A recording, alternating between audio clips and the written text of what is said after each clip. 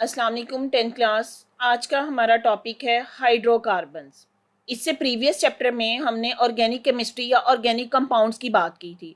Organic compounds की बात करते हुए हमने यही कहा था या ऑर्गेनिक केमिस्ट्री बोला था कि it is the study of the hydrocarbons. तो एक्चुअली हाइड्रोकार्बन्स क्या हैं? These are the compound which are made up of the hydrogen and carbon. तो यहाँ पे इस चैप्टर में हमने डिफरेंट कंपाउंड्स की बात करेंगे जो कि हाइड्रोकार्बन्स हैं। चैप्टर स्टार्ट करने से पहले मैं आपको हाइड्रोकार्बन की क्लासिफिकेशन की तरफ लेके जाना चाहती हूँ ताकि हमारा कॉन्सेप्ट क्लियर हो जाए कि किस टाइप के हाइड्रोकार्बन हम इस चैप्टर में स्टडी करेंगे। अब यहाँ पे देखें, हाइड्रोकार्बन की क्लासिफिकेशन है। टू बेसिक इसकी क्लासेस हैं। एक को हम बोलते हैं सैचुरेटेड हाइड्रोकार्बन्स। सैचुरेटेड हाइड्रोकार्बन वो है जिसमें कार्बन कार्बन के दरमियान सिंगल बॉन्ड होता है, जैसे कि इसकी एग्जांपल पढ़ी हमने अल्केन्स। और सेकंड टाइप जो है वो अनसैचुरेटेड हाइड्रोकार्बन्स है। अब अनसैचुरेटेड हाइड्रोकार्बन्स वो हैं जिसमें कार्बन कार्बन के दरमियान डबल बॉन्ड भी हो सकता है और ट्रिपल बॉन्ड भी, तो ऐसे को हम बोलते हैं अनसैचुरेटेड हाइड्रोकार्बन। अगर तो कार्बन कार्बन के दरमियान डबल बॉन्ड है तो उसको हम नाम देते हैं अल्कीन्स का, और अगर कार्बन कार्बन के दरमियान ट्रिपल बॉन्ड है तो उसको हम नाम देते हैं अल्काइंस का। तो ये हाइड्रोकार्बन की एक सिंपल सी क्लासिफिकेशन है। इस चैप्टर में जो आपको बात की गई है वो अनसैचुरेटेड हाइड्रोकार्बन्स के बारे में बताया गया है। तो बेसिकली इस चैप्टर में हमने अल्कीन्स और अल्काइंस के बारे में पढ़ना है। जी स्टूडेंट, चैप्टर स्टार्ट करते हैं। अब इसमें डिफरेंट कंपाउंड्स की बात की गई है। जो पहला कंपाउंड्स है या पहले हाइड्रोकार्बन्स है वो अल्कीन्स हैं। अल्कीन्स के बारे में बताया गया है कि अल्कीन्स को हम कैसे प्रिपेयर करते हैं, इनकी प्रिपरेशन मेथड देखेंगे, इनके केमिकल रिएक्शन देखेंगे, और इसके अलावा हम देखेंगे कि डेली लाइफ में ये अल्कीन्स कहाँ पे यूज होते हैं। तो पहला हमारा टॉपिक है अल्कीन्स।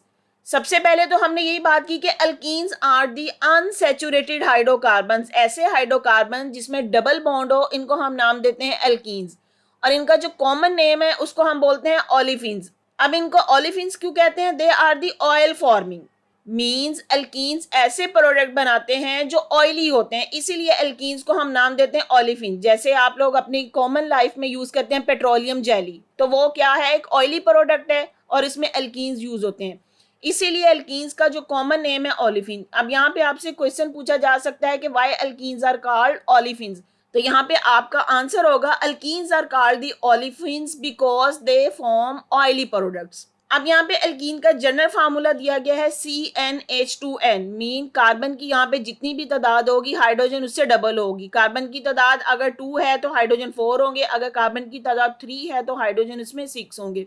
तो ये आपने इसका जनरल फार्मूला भी याद रखना है। Alkenes are known for their unique physical and chemical properties and they are widely used in the synthesis of the various products like plastic and fuels।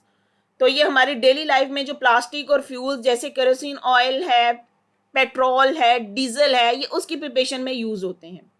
इसके बारे में हम आगे चैप्टर में लास्ट में डिटेल में भी पढ़ेंगे। तो सबसे पहले हम इसकी बात करते हैं इसकी प्रिपरेशन की। अल्कीन्स को प्रिपेयर करने के डिफरेंट मेथड हैं। आपकी बुक में यहाँ पे 3 मेथड एक्सप्लेन किए गए हैं। उन मेथड्स को हम 1 बाय 1 स्टडी करेंगे तो इस तरह के आपको पता चल जाएगा कि किस तरीके से ये अल्कीन्स प्रिपेयर किए जाते हैं। सबसे पहला मेथड जो है वो है bye dehydration of alcohols.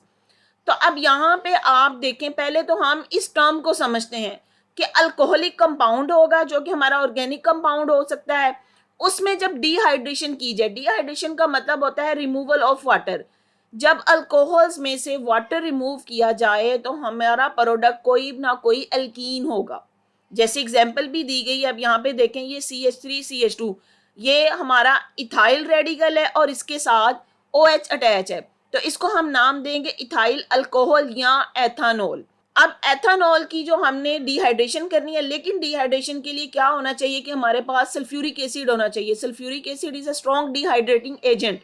Dehydrating agent का मतलब है कि ये इसमें से वाटर की रिमूवल का कॉज बनता है, और टेम्परेचर 180 डिग्री पे अगर हम इसको स्टेबल करेंगे तो हमारे पास जो हमारा प्रोडक्ट बनेगा वो इथीन होगा। अब एक्चुअली रिएक्शन में देखिए होता क्या है कि यहाँ पे ये वाला जो ग्रुप है इसकी एक हाइड्रोजन निकलती है और इसकी एक कार्बन की वैलेंसी फ्री होगी। अब इसकी तरफ आए तो यहाँ पे इसमें से OH निकलेगा, ये OH और इसका एक हाइड्रोजन मिलके बना देंगे हमारे पास वाटर मॉलिक्यूल। अब ये वाली जो कार्बन है इसके साथ जो हाइड्रोक्सिल ग्रुप अटैच था वो तो चला गया, तो इसकी भी वैलेंसी फ्री हो गई, और इस कार्बन के साथ जो एक हाइड्रोजन था वो चला गया तो इसकी भी वैलेंसी फ्री। तो जब इन दोनों कार्बन की वैलेंसी फ्री होगी तो ये डबल फॉर्म में एक दूसरे के साथ बॉन्ड हो जाएंगे और हमारे पास इथीन मिल जाएगी। तो ये एक पहला मेथड था इथीन की प्रिपरेशन का।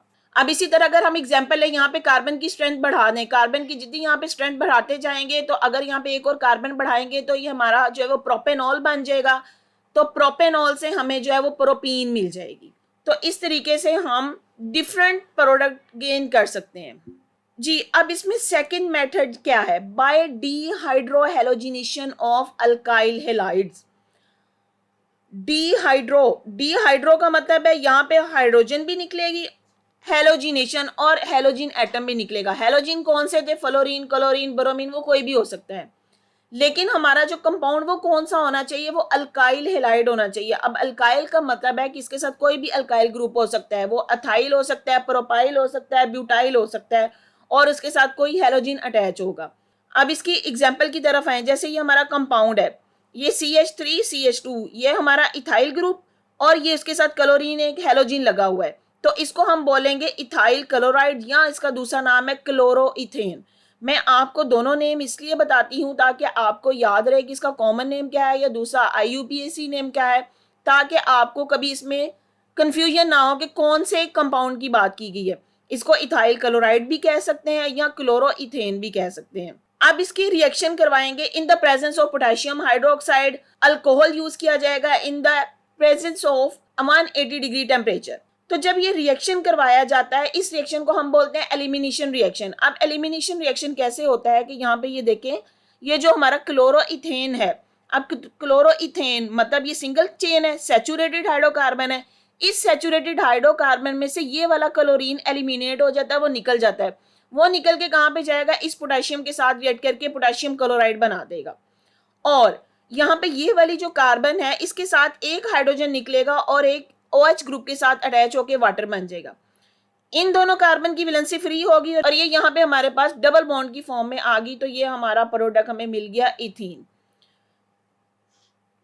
तो अब जो इसको हमने नाम दिया था डीहाइड्रोहेलोजिनेशन, यहां से एक हाइड्रोजन निकला, डीहाइड्रो हो गया, और यहां से एक क्लोरीन यानी हेलोजिन निकला, इसलिए इसको हम नाम दे रहे हैं डीहाइड्रोहेलोजिनेशन। तो इस तरीके से हमारे पास एल्कीन्स की प्रोडक्शन हो गई।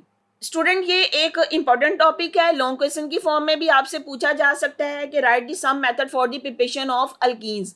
तो आपने इनको एक्सप्लेन करना है। ये दो मेथड मैंने आपको किए हैं, तीसरा भी हम एक्सप्लेन करते हैं, लेकिन उससे पहले आपको यहाँ पे थोड़ी सी इंटरेस्टिंग इन्फॉर्मेशन दी गई है। Alkenes occur abundantly in nature. Ethylene, for example, is plant hormone that include the ripening in the fruit. हमने अपने प्रीवियस चैप्टर में पढ़ा था कि ये जो इथीन है ये फ्रूट राइपनिंग में यूज होती है। अब जैसे एग्जांपल दी गया कि हम जैसे घर में आजकल कैरेट लेके आते हैं, वो समटाइम ऑरेंज कलर की कैरेट होती हैं। एक तो वो जिसको बोलते हैं जी देसी गाजरें हैं, वो सर्दियों में आती हैं जो रेडिश कलर की होती हैं। लेकिन अगर आजकल के सीजन में अगर हम गाजर लेने जाएं तो आपने देखा है कि वो ऑरेंज से कलर की होती है। उसका ऑरेंज कलर क्या है कि उसमें अल्कीन बीटा कैरोटीन यूज किया जाता है, जो कि उस गाजर को, उस कैरेट को ऑरेंज पिगमेंट रिस्पॉन्सिबल होता है उसके इस ऑरेंज कलर के लिए। तो अब यहाँ पे आपने ये नाम याद रखना है कि अल्कीन बीटा कैरोटीन ये वो कंपाउंड है जो हमारे इस कैरेट को ऑरेंज पिगमेंट प्रोवाइड करता है, इसलिए ये गाजरें हमें ऑरेंज कलर की मिलती हैं। जी, हमारा जो थर्ड मेथड था प्रिपरेशन ऑफ अल्कीन, वो है by cracking of alkanes to alkenes. Cracking, अब क्रैकिंग क्या मतलब है, हायर हाइड्रोकार्बन्स को लो में कन्वर्ट करना। हायर हाइड्रोकार्बन वो जिसमें कार्बन की स्ट्रेंथ ज्यादा हो या कार्बन का मॉलिक्यूलर वेट ज्यादा हो। It may be carbon 20, it may be carbon 30, it may be carbon 50। तो ऐसे को हम बोलेंगे कि हायर मॉलिक्यूलर वेट हाइड्रोकार्बन्स। तो क्रैकिंग एक्चुअली है क्या है, it is the process which is carried out to convert the high molecular mass alkanes to lower alkanes and alkenes. तो ऐसे हाइड्रोकार्बन जिनकी मॉलिक्यूलर मास हाई होती है उसको हम चेंज करते हैं अल्कीन्स में या अल्काइंस में। लेकिन ये जो क्रैकिंग की जाती है अंडर स्पेसिफिक कंडीशंस की जाती है, उसके लिए हमें बहुत हाई टेम्परेचर चाहिए होता है और कोई ना कोई कैटलिस्ट यूज करते हैं। और इसके अलावा यहाँ पे जो कंडीशन है, अब यहाँ पे पूछा जाने वाला शॉर्ट क्वेश्चन आपसे कि क्रैकिंग के लिए आपके लिए कौन सी कंडीशन होनी चाहिए। तो सबसे पहली कंडीशन है कि हमारा जो है वो टेम्परेचर हाई होना चाहिए। एब्सेंस ऑफ ऑक्सीजन, ये एक हमारा एक इंपॉर्टेंट फैक्टर है कि क्रैकिंग के लिए एक तो टेम्परेचर हाई हो और एब्सेंस ऑफ ऑक्सीजन में हो, and in the presence of the catalyst. और वो कैटलिस्ट जो इसमें यूज किया जाता है वो क्या है, जियोलाइट कैटलिस्ट यूज किया जाता है। तो अब यहाँ पे शॉर्ट क्वेश्चन की फॉर्म में आपसे सिंपल जो है कैटलिस्ट का नाम पूछा जा सकता है, या उसमें आपसे पूछा जा सकता है कि कौन सी कंडीशंस हैं वो नेसेसरी हैं क्रैकिंग के लिए। तो आप इसको बता सकते हैं कि हाई टेम्परेचर है, absence of oxygen and the presence of catalyst. तो ये सारी कंडीशन जो है वो क्रैकिंग के लिए होनी चाहिए, तभी उसकी हायर मॉलिक्यूलर हाइड्रोकार्बन्स को हम अल्केन्स या अल्कीन्स या लोअर हाइड्रोकार्बन्स में चेंज कर सकेंगे। अब यहाँ पे क्रैकिंग की इंपॉर्टेंस भी बता दी गई है कि cracking is important commercially because it produce smaller alkanes which are useful as fuel as well as alkenes, ethene and propene. कि क्रैकिंग से हम वो वाले स्मॉलर अल्केन्स लेते हैं जो हमारी डेली लाइफ में यूज हो रहे हैं, वो क्या है, या तो वो फ्यूल के तौर पे यूज होंगे या अल्कीन्स जैसे इथीन या प्रोपेन हम गेन कर लेते हैं। और ये इथीन और प्रोपेन जो है वो कमर्शियली इंपॉर्टेंट केमिकल के तौर पे यूज होती हैं।